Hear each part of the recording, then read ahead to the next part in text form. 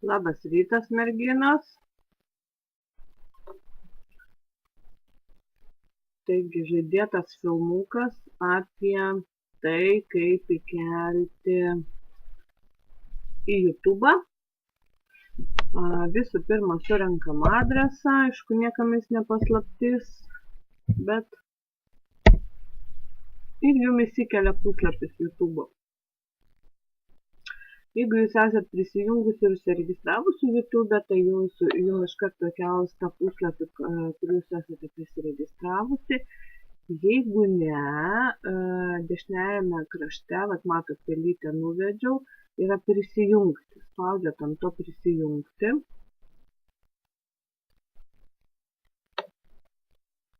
Ir jums įkelia, iš karto jūs numetė Google paskyrą, per kurią jūs galite prisijungti. Šiuo atveju aš jungiuosi per savo paskyrą, jūs lygiai taip pat paspaudžiat ant savo paskyros ir jūsų prašys įvesti slaptažodį. Slaptažodis bus tas pats, kurį naudojate prisijungiant prie elektroninio pašto gamavimo. Ir jūs įmes į puslapį YouTube. Galėsite čia pasižiūrėti, palandžioti, po to pas kiekvieną čia filmukai bus skirtingi, čia mano vaikų topai.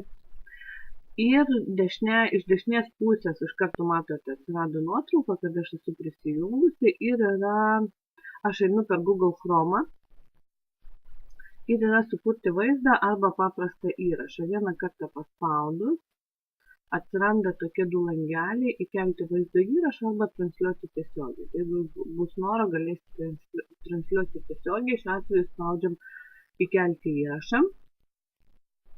Jums atsidaro dar vienas langas. Čia jūs pasižymite, ar norit, kad tas filmukas būtų viešas ar privatus. Jeigu privatus, tai tik tie žmonės, tie, kurie turi nuorodą, gali jį žiūrėti. Ir spaudžiate ant raudonos rodiklytės, jums atsidarės failai, kuriuos galite įkelti. Ne, tai aš įkelsiu Jolanta aksominis prisilietimas. Atidaryti spaudžiam. Ir jisai kelia. Čia sukasi ratukas, o čia 2%, rodo, kad valandą 8 minutės kelia. Čia jūs rašote pavadinimą filmuko ir šitoje vietoje gali būti aprašymas. Toliau, bet šitoje vietoje yra aprašymas. Tada iš kairės pusės, po šito langelio, kur rodo, kad sukasi filmukas, yra vaizdo įrašas ir jo adreso nuoroda. Tai šitą nuorodą jums reikia išsisaugoti tam, kad galėtumėt po to persiųsti ir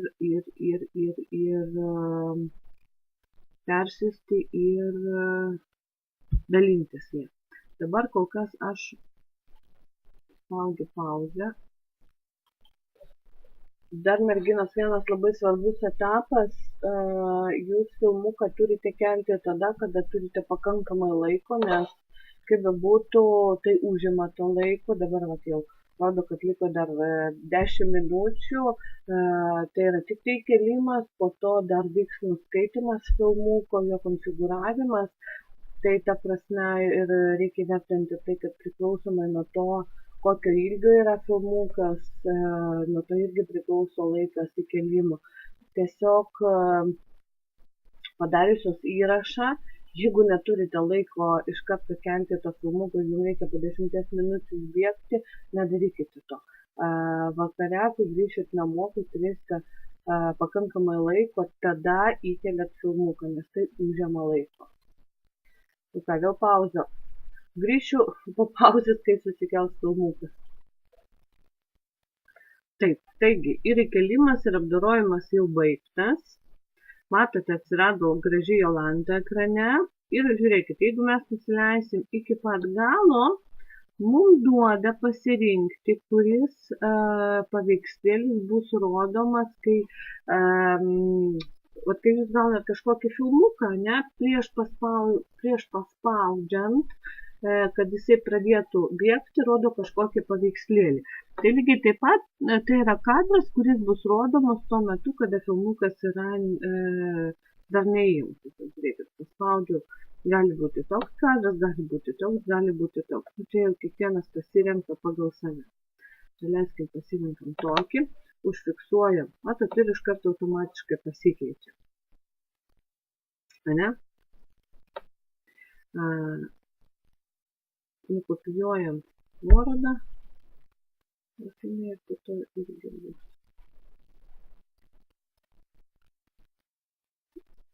Atlikta. Paspaudom atliktą, viskas filmukas įkeltas. Štai čia yra filmuko nuoroda, ją galite arba čia nukopijuoti, arba ant jos paspaudus, Ctrl+C darom, nukopijuojam, arba ant jos paspaudus. Jinai įsimeta automatiškai į kitą langą. Ir šitoje vietoje tai irgi ta pati nuoroda.